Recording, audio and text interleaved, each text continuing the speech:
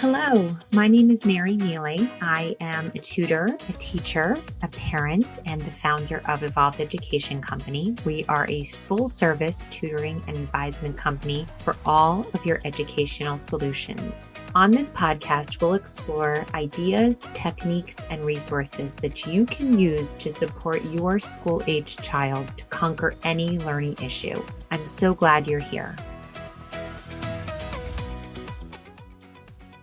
Hello, everyone. Welcome to the September episode of the Evolved Education podcast. I'm Mary Miele, the founder of Evolved Education, and the start of school is in full swing here in New York City, where I am. I have 3 children right now in very different places. I have a high school student, a middle school student, and an elementary school student. So my hat is in many different places at this time. So I am excited today to present to you a resource that has been immensely helpful to my family and to the leadership that I provide here at Evolved Education. And, you know, I'm pretty much an open book when it comes to what's going on in my life and in my business and in my kids' journeys and my parenting journeys. And one of the constants that I've always experienced is that if there's something going on that just doesn't feel quite right, or I just don't like the way it's going, I see something in my kids or in my parenting that I'm not enjoying and I don't like it for whatever reason, I'm very curious about it. And if it becomes a pattern and I just feel as though I don't have enough skill, I tend to reach out to experts and I tend to partner with them and I ask them for their guidance and for their support. And certainly our family was going through some challenging times last fall, and we connected with Dr. Jacqueline Cahalan. Yep. Cahalan, thank you. And I'm just so excited to present Dr. Cahalan to you because she has really helped us to really center our practice of parenting in a way that that's the most important thing. It just feels good. And we feel as though partner to partner, we're really connected. And when we have moments where we're not, we have some skills and some language that Dr. Cahalan has taught us to bring things together. And I'm not saying that our journey is your journey, as in you who are listening, because we're all dealing with different types of challenges as parents and as family units. But I just wanted to say that today we're going to be talking primarily about school and about really supporting your student or your child to have strong mental health and well-being, especially as they transition into the school routine. And you as a parent now are separating a little bit from your child in that experience, right? We're now not seeing them every day. Maybe in the summer, maybe we did, or if they made their way at camp or something for a while and we had them back and now they're flying off again. And of course, we want to just know what are some of those tools in the toolbox that we could have in our belt to make sure that our child has strong mental health and well-being, right? So I'm going to turn things over to Dr. Cahalan, who's going to just tell us a little bit more about her background, and then I'll get into the Q&A portion of this. So thank you so much for being here. And I'm excited, to give you this opportunity to introduce yourself to our audience. Okay, thank you so much. I'm so excited and happy to be here. My name is Dr. Jackie Cahalan. I am a licensed clinical psychologist. I have a bachelor's degree in human development and family studies and a PhD in school psychology. And I've worked in a variety of settings, including schools and hospitals and different clinical settings. And my current work focuses a lot on working with parents. A lot of my background was training around child and adolescent development and mental health and working with kids and families. I work a lot with parents right now. And a lot of that came from when I became a parent and I really developed a whole new appreciation for just how emotional and demanding and messy and isolating and just complicated it can be. And so I really just feel like it gave me a whole new lens and a whole new perspective for the work that I was already doing before. And now a lot of my work centers on really just supporting parents however I can through therapy, through consultation. I provide guidance and support and tools. And I try to meet parents wherever they're at to help them just feel more empowered and content and just like their lives are running more smoothly in this role and just their lives in general. So thank you for having me. I'm happy to be here. I'm so happy you're here, and everyone's just going to be so supported as we get into all of what you have to talk about. So I guess I just want to get right to it. So I'm a parent, right? You heard what I have going on, lots of kids in different places in their lives. What are some things I should be thinking about when I'm considering their mental health and well-being? Okay. So I think to start off, the biggest thing is just acknowledging that the transition back to school, it's a big transition. It's a big thing. It's really emotional. It's really draining. You're going from the summer where a lot of times things are really lax, and then you're entering, even it might be the same school, it might be a new school, but you're entering a new year where there's new teachers, there's new routines, do I have a new locker? Do I have a new bus? Where do I sit in the lunchroom? If they're in middle school or high school and they're changing classes 9 times a day, they're deciding where do I sit and where do I put my things and what does this teacher want from me? And it is so many little things that they are trying to negotiate and adapt to. And it's a lot. It's a lot. And so I think the first thing is just really having an awareness and an appreciation for the fact that is going to it's going to take out a lot out of them, and it's going to take some time for them to adapt and to adjust to. I think one thing that can be really helpful for kids as they're going through this is just speaking about it, saying, wow, I'm so proud of you. Look at all the things you're doing today. You might be seeing in them just that they seem a little bit off. Their sleep might be off. They might be a little dysregulated. They might be having power struggles or sort of meltdowns around things that normally are even keel and they're pretty calm about. And I think a lot of times you can just acknowledge that and say, sidestep it almost. And they're like, I want this for dinner. And to sort of ignore that and say, wow, you've had quite a day. You must be tired. Or recognizing like, okay, they're coming off the bus and they're a little out of sorts. Like, are they hungry? Have they eaten all day? Like a lot of times lunchtime in school is very quick and they're talking to their friends and they don't have food that they like. And so they might be just really kind of cranky. And it's like, oh, you need a snack. That's what you need right now. And so some of it, I think, is just recognizing your kid, knowing where you're at, having an appreciation for where they are, and also just setting an expectation of, look, this is going to be tricky. New things are tricky. It's going to take a little while, but you can do this. I'm here for you. Other people in their lives are here for them. Your teachers are there for you. Like we're going to get you through this. You're doing a great job. So that combination of validation while also holding expectations and support, I think that's a really good place to start. And that can actually go a really long way. Can I ask a pointed question? This is just something I was running with one of my friends this morning, and she was talking about how the first 2 days of school went really well for her. This is an elementary school child, and, it was very happy and coming back. And then day 3 came, and, upon coming home, there was a huge meltdown, and it was over the social time of school, right? It was over lunchtime, and she couldn't quite get out what was going, like she couldn't get the context from her child as to what even happened, but all she could really understand was that something went down at lunch that was unpleasant. And so we were just talking about it, and this particular mom said, I didn't really want to meddle too much because I wanted her to have room there, because I expected that to be a little bit tricky. It's a new school for her. But at the same time, I thought maybe I should connect with school and just let them know that this is something she struggled with. But then I didn't want to necessarily reach out to school to say that it happened, because then they would think I was really alarmist. I don't know what to do. And we were just both sitting there going, wow, that's hard. I don't know what to do either.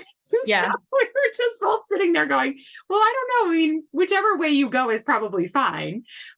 What do you say? I mean, that's a tricky situation, right? Yeah, no, it is a tricky situation. And I think especially in the beginning of the year when you are figuring all this out, you're going to have more of those. First of all, I want to say, I think it's really normal sometimes that like the first couple days go really well. And you're like, oh, be a great year.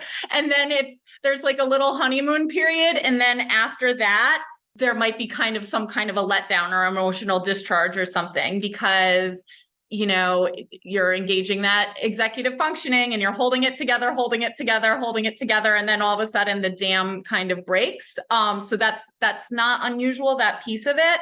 I think for stuff like that, again, you can go either way. And I think some of this always comes down to knowing your kid and knowing what kind of rattles them, where they often have difficulties, and how usual or unusual. I would say a lot of times, if it seems like, it's a little bit nothing super egregious and you're not quite sure what it is, I would try to, first of all, again, you're acknowledging, you're validating, like, this has been a lot. You've had a really hard day, why don't you help them, however your kid calms down. Like, why don't you go take a break here? Why don't you go outside and play? Whatever they do to decompress.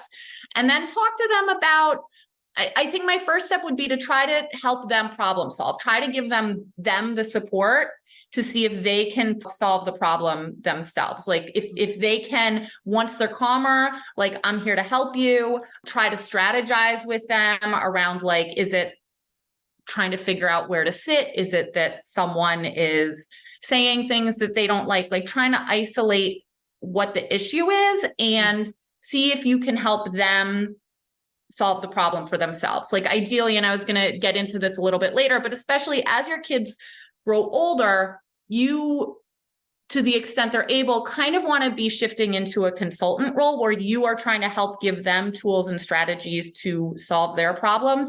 Obviously, if the problem feels really egregious, if there's something that seems really hurtful or really inappropriate, or if this is ongoing more than, a couple of days and it seems like your kid is really in over their head, then obviously you want to call the school and try to make that direct contact. You know your kid best. I always say that. So if it seems like something where you can kind of coach them and support them and try to help them through it, I think that's a great first line of defense. If it seems like more than that, that's when I would reach out. And that's great. Yeah. So I kind of heard you say it's like validate that it's tricky, give them some self-care so they could maybe take a bath or just go outside for a walk, listen to some music, do something that just puts those feel good chemicals back into their brain. Then you can talk about it with your child and say, hey, let's talk about what happened.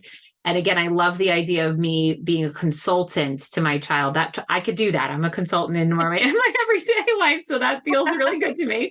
So get it, consult, say, hey, let's put this out on the table. Let's see what happened. What are some ideas you have? What are some ideas? Do you want to hear some of the ideas I have?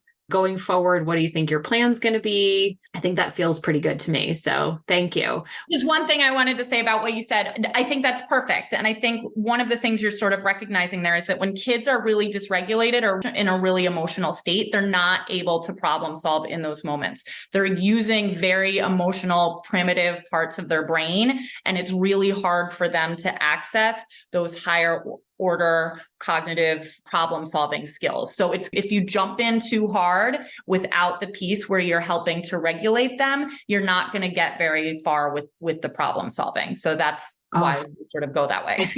I feel like you and I have worked on this before, but I just want to actually emphasize that to everyone else listening. I don't know if you just heard that, because I really did hear that. I just would like to say, from my standpoint, I do not like to see my kids in pain, and I don't think any mother does.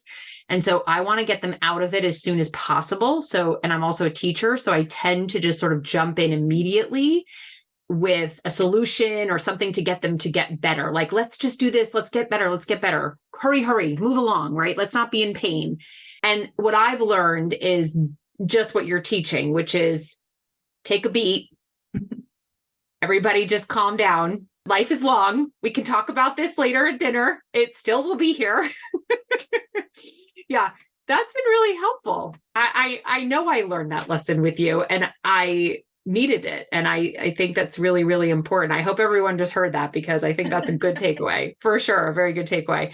So let's go back just a couple of points here, because I want to get to the newbies in all of this, meaning if you have a child who's just starting school, preschool, kindergarten, this is all new to you. And so what kinds of things, and we're talking about mental health and well-being. So what are some things that you teach parents who are in that particular situation? Okay. Yeah, good question. So I think first of all, again, having an awareness of how new this is to kids. Like if it's their first time in school, they don't have like a schema or an idea of what school looks like.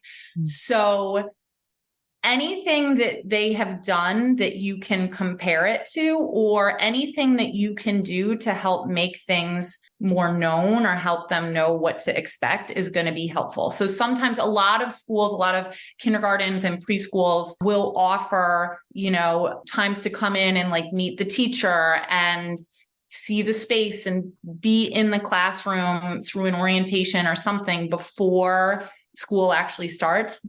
We're a little bit past that mid-September, but definitely take advantage of that. And you can talk it through with your kids too. If maybe they've done story time at the library, like, oh, it's going to be, you're going to read books kind of like you did here. Anything you can connect it to help them give an idea of what to expect is going to help them. The unknown is scary. Once we feel like we know things, there's more predictability. You want to project a lot of confidence going into, like, I know that, again, similar to the older kids, like, I know this is hard. There's a lot of helpers at school. Anyone there can help you. You're going to have, like, you're going to do a lot of exciting things. I know it's a little bit scary. And so again, validating, putting those expectations in place.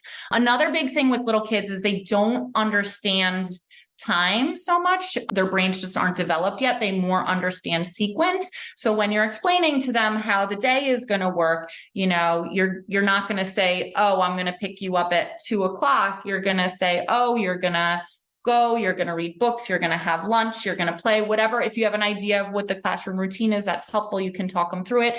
And then after, whatever the last activity is, then I'll be there to pick you up, or so-and-so will be there to pick you up. That's what's going to happen. And then we're going to have a snack, at whatever point of the day, and you're going to tell me all about it. So talk them through it. And I'm going to be at work, or I'm going to be running errands, or I'm going to be doing whatever. So they know what they're doing, they know what you're doing, and they know when you're going to be reunifying, because the separation piece is really big, especially with these younger kids that maybe haven't had as much experience with separation. One thing that can be really helpful if your kid is having a hard time with separation is you can offer them something to connect them back to home or back to you. So maybe you put a little note in their backpack, or maybe you wear a little bracelet and they wear the same one, or maybe they have a little stuffed animal or a little item from home that serves as like a transitional object, which basically it represents the comfort of you, it represents the comfort of home, and then they have it with them and it can help give them some extra security if they're having a hard time.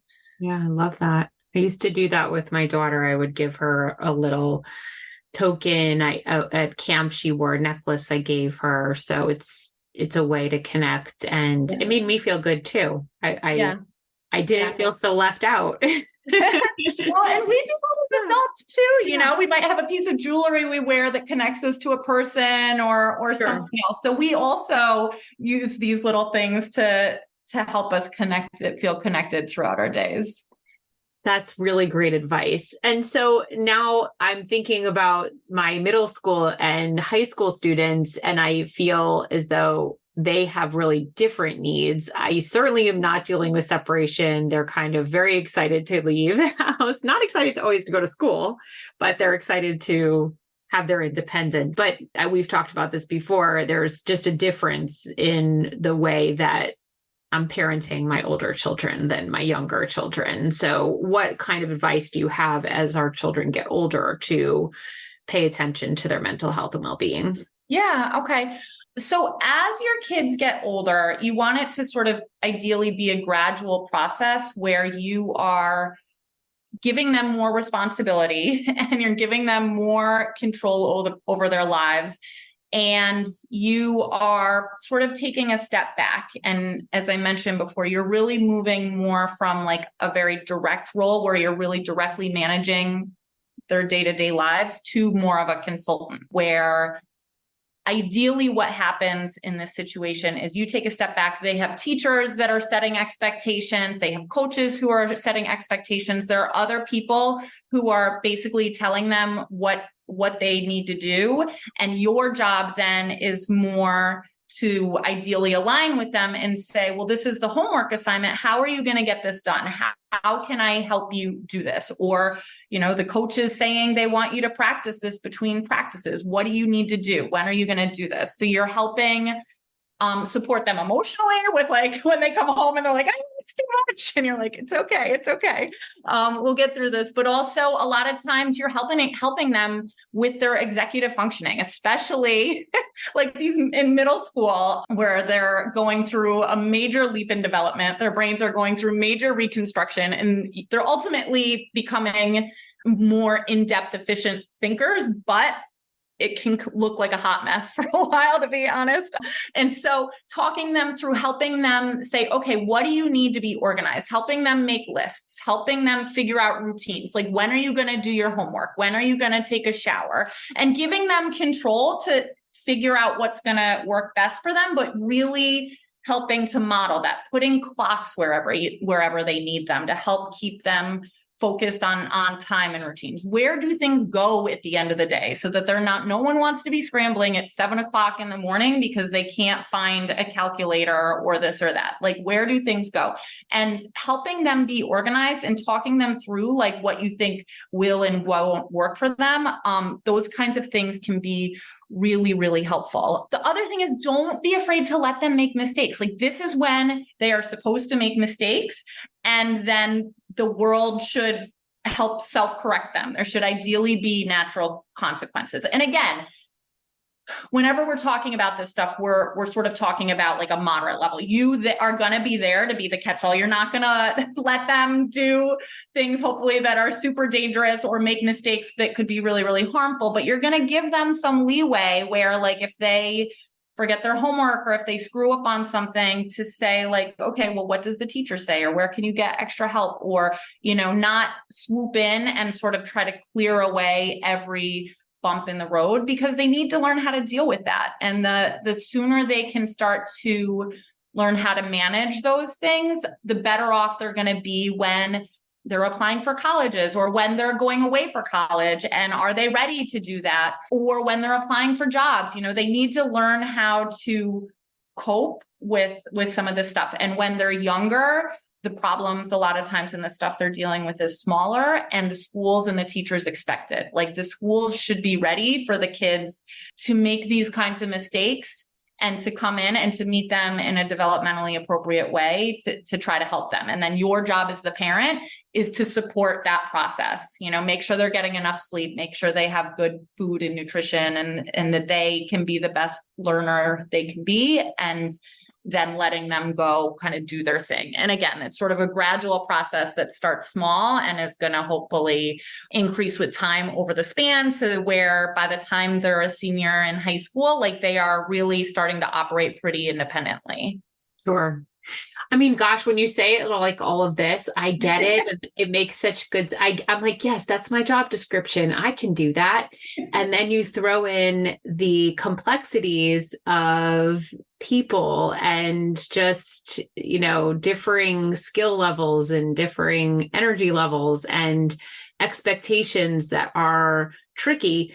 Like, for instance, right now I have high school families here at Evolved and also my own high school student. And the reality is grades are very important for the college process right now, probably more so than any time in history, because our testing situation has declined. So you just need to be taking the hardest classes that you can take and do really well in them. That's how we compete in academics, right?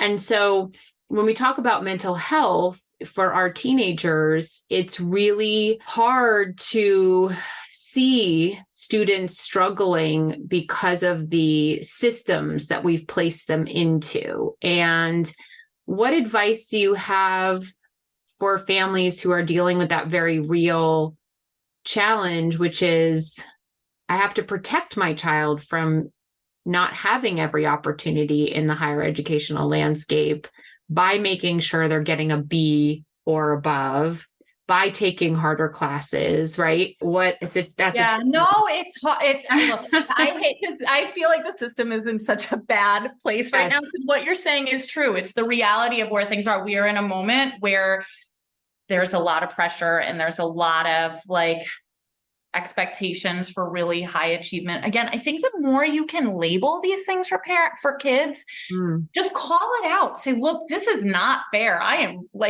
really sorry that it is like this for you. I wish it was not this way. It was not like this when I was a kid. But there's sort of the validation, and then there's the what can we do to help you? Because the reality is, I love you. I want you to have opportunities. How can we make this work? And then trying to figure out like what is reasonable for that child, given what their strengths and their weaknesses are. What are reasonable goals, and what do they want for themselves? And how is there a way to get all this to align? So to really help try to focus them in on their goals and saying, look, this is really hard. I'm sorry that this grade should not be this important, but I know that you really want this for yourself.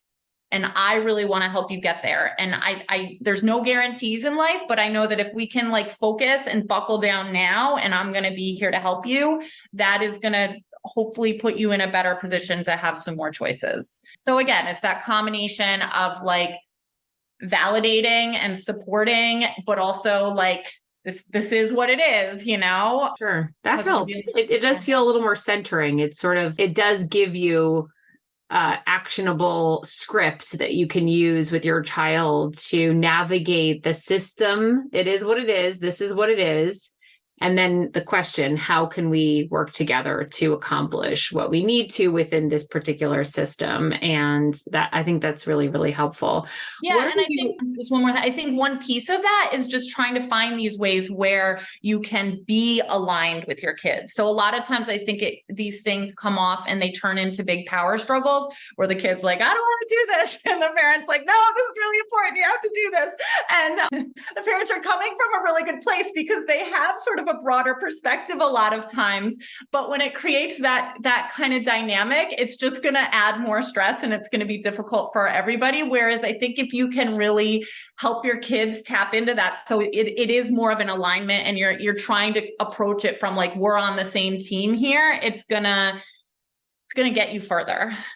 That makes really good sense. I love that part about your coaching and your work with us is that, again, what I started saying in this podcast was that we went through the coaching work with you and came out of it feeling really good about our parenting work, whereas when we came in, we weren't. And I would say that's because we both feel pretty aligned with the kids. And I think there's, you want that. I mean, I think a lot of parents, it's easy to lose sight of it because we have our own challenges and expectations within the world around our parenting. And that causes mental health concerns for us as parents, right? We get anxious and we get worried and we have these struggles as human beings. And then that impacts our children in some way, right? And it's hard to unpack that and repack it, I think. I mean, I know you do it all the time for your job, but I think it's very hard as a human being to do that, right? Because you have to have so much self-awareness.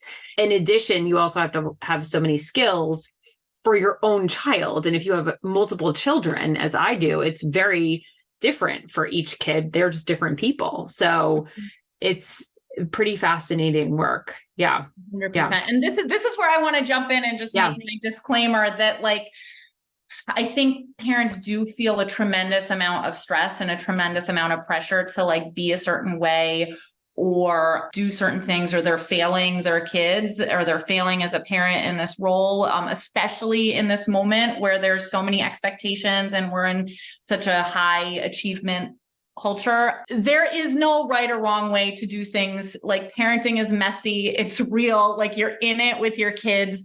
there's no such thing as a perfect parent, and you shouldn't try to attain that. You want to ideally just try to be making decisions that are aligned with your values and your lifestyle. You're going to screw up. We all screw up.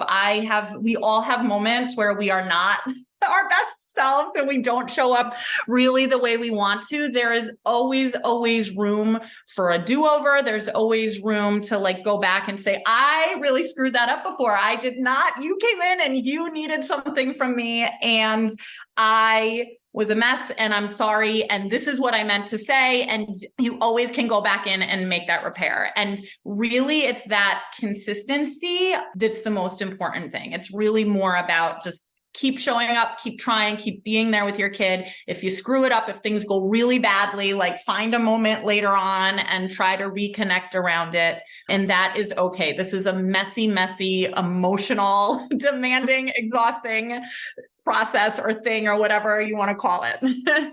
For sure. And back to school time, as it is a transition, means that we're all learning. I'm thinking right now we're about to launch a division here at Evolved for parents. And it just reminds me of something we were just discussing there, which was that parents are learning along with our children. Our children are developing. We all understand that because we see them as babies and then now they're teenagers, right? We understand that whole development, but oftentimes we lose sight of the fact that as parents, we are also developing, and there's almost like a school that we're all going through with that development, right? Just as our kids are going through school, so are we. Yes, but we have no guidebook. We don't have, they have a structure and we're sort of off on our own winging it.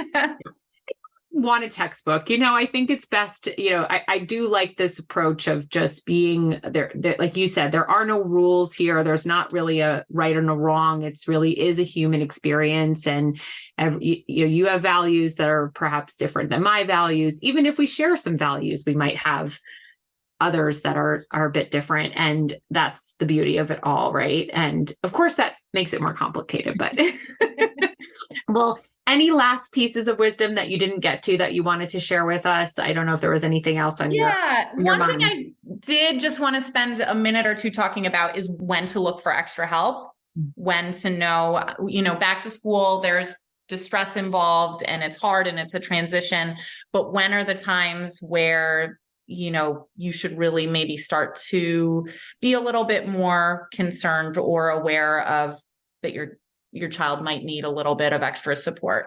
And I think one big thing there is just, first of all, knowing who your child is, knowing what their baseline is, by knowing kind of taking into account how do they typically respond to change or to challenges, then you can be more aware of any changes in their behavior. And what's different, and are they suddenly having trouble with sleeping or eating, or they're just a lot moodier, or they're separating themselves more, they're doing things different. So you want to sort of take into account the piece around the child. The other piece you want to take into account is the support system. So what kind of support system does this child have? Some families can handle more turbulence regarding what's going on. Some schools offer much broader based support in terms of things. Some people, already have therapists involved or have other professionals or other types of support that are involved, and some don't. So how much can you manage? And then I think you're sort of looking for, if it's feeling like it's just a lot to manage, or if you're noticing really extreme changes that seem atypical. 2 weeks is generally a guideline if it's going on for 2 weeks, these changes, and they haven't, a lot of times, with a transition to school, there will be some bumps. And then after a couple of weeks, things sort of tend to settle down.